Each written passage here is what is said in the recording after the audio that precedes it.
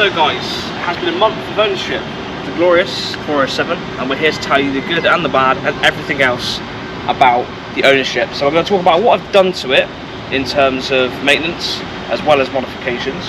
I'm going to quickly tell you about the plans ahead of time, also tell you how it's been, and finally I'm going to tell you about the things that still need to be addressed, or issues that need to be addressed with the car. I'll probably get that all wrong and all the order wrong, but we're here and now. So the 407, what have I done? Not too much actually, literally not a lot.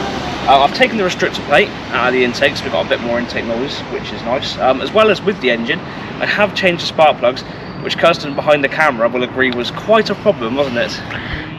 Yeah, she's shaking her head. I'm not going to go into it, but basically I snapped a pipe and it has been a issue. So yeah, I have resolved all of that, but it did take about 3 days to do the spark plugs afterwards, but it is running super fresh and well.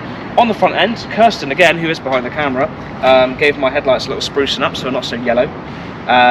The front grille and lower parking sensor section, as you can see, has all been done in gloss black, looking very glorious.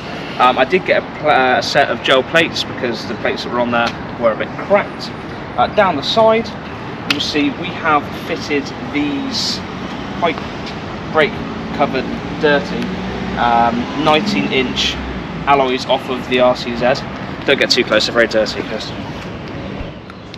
And I have also fitted along with that the black centre nuts, the black centre line badge, and we have got blue calipers that Kirsten chose. And actually, I forgot, this video is also me revealing the wheels and the fitment. Along with the fitment, we have, if you haven't seen the video, it is on my YouTube channel, we have got the lowering of the 407 on the IBAC springs with new shocks. As you can see, the fitment was really excellent, and we're running 50mm on the front, spacer-wise, and 50mm on the rear. And it is looking superb. As we come down the sides, you'll see that I have got some window tints done. It's just a thing I always do on cars. I think it just makes it look a bit better. And then as we come around the back to the business end of the 407, you will again see that the central badge and the 407 has been de-chromed. The bottom grille has also been painted black. It's looking lovely, popping very nice. And we have now got an aftermarket exhaust system with two twin 3.5-inch tips rather than 3-inch, which look lovely. So that's the car in all its entirety, and everything that I've really done to it so far, maintenance-wise and modification-wise. Is there anything else we've done maintenance-wise? Literally nothing, is there, apart from that for the moment.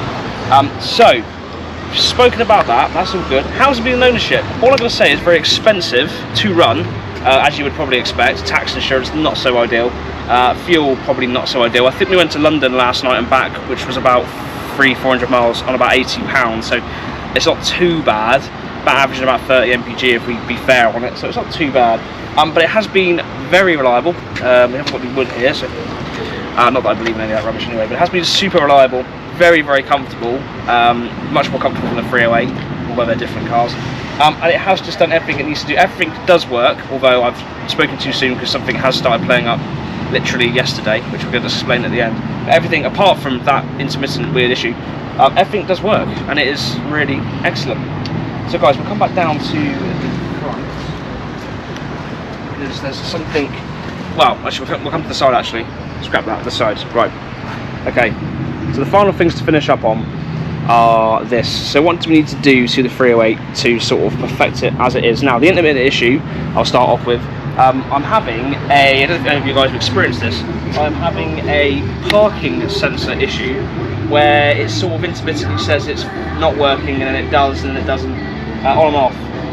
But the rear and front does work when it does work, but sometimes it goes on and off. This literally started yesterday since the car meet. I think all the bangs and pops and all that sort of stuff's upset it somehow. Very sensitive French car. So the parking sensors in front and rear are debatably working sort of part-time, which is not really an issue, but sort of is. So that's not really ideal. You'll see here, you probably can't see it in the video, but if we got close, we've still got this scratch along here on the door. Now obviously I didn't pay a lot for the car, I don't really care too much, but I probably will be getting this part just done because I think it just ruins the look of the car because it's fairly clean overall, but that is going to need definitely doing at some point. And then round to the business end, we still have a leak on the front, but we have found it. So we're leaking directly down the front on the oil cooler, the seal behind the oil cooler, which the oil filter goes onto, is leaking down the back. So we have got a little leak down the back there, which obviously means we'll have to do an oil change at the same time. I did actually forget to mention that I had done a coolant flush because the coolant was literally just water, basically. So that's good, it's holding temperature nice, and there's no leaks. But apart from that, apart from literally a leak, oh, and I'm going to need some tyres obviously, because the rims I bought need tyres, or 2 of them need tyres anyway. Apart from that, I think that's everything. Is that everything else that he's doing? Apart from the temperamental parking sensor issue, that's literally it. And actually, just to mention on top of that, just to finish off, the only final modifications this car really actually needs now is a decent performance air filter, a nice panel filter, and I think we're just going to go in and get a nice remap done on it, just sort of make it a little less lazy, and then we should be good for the rolling road. It's all pretty much done there as it is, and that is the car. So guys, enjoy it. It is beautiful. It has been really sweet so far. I'm enjoying the expensive ownership of it, but for what I paid for it, I can't fault it. It's been great. So guys, I'm going to go. Thank you for watching my 1 month update with the 407 Coupe.